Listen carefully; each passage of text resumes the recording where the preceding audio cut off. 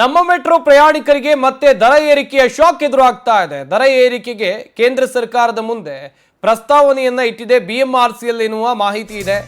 BMRCL ಪ್ರಸ್ತಾವನೆಗೆ green signal ಕೊಡುತ್ತಾ ಕೇಂದ್ರ ಸರ್ಕಾರ ಸದ್ಯಕ್ಕಿರುವಂತ ಪ್ರಶ್ನೆ ಇದು. ಮೇಲಿಂದ ಮೇಲೆ ದರ ಏರಿಕೆ ಶಾಕ್ ಅನ್ನ ಬಿಎಂಆರ್ಸಿಎಲ್ ತನ್ನ ಪ್ರಯಾಣಿಕರಿಗೆ ಕೊಡ್ತಾ ಇದೆ.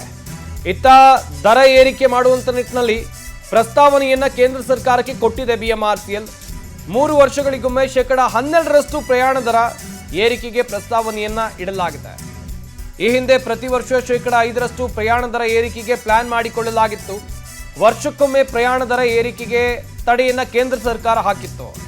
ಇದೀಗ 3 ವರ್ಷಗಳಿಗೊಮ್ಮೆ 12% ದರ ಏರಿಕೆ ಹೆಚ್ಚಳಕ್ಕೆ ಪ್ರಸ್ತಾವನೆಯನ್ನ ಸಲ್ಲಿಕೆ ಮಾಡಲಾಗಿದೆ.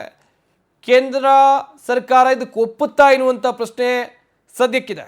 ಇಲ್ಲಿ ಗಮನಿಸಬೇಕಾದಂಥ ವಿಚಾರ ಅಂತ ಹೇಳಿದ್ರೆ, ಕಳೆದ ವರ್ಷ 51% ಪ್ರಯಾಣ ದರವನ್ನು ಈ ಬಿಎಂಆರ್ಸಿಎಲ್ ಹೆಚ್ಚು ಮಾಡಿತ್ತು.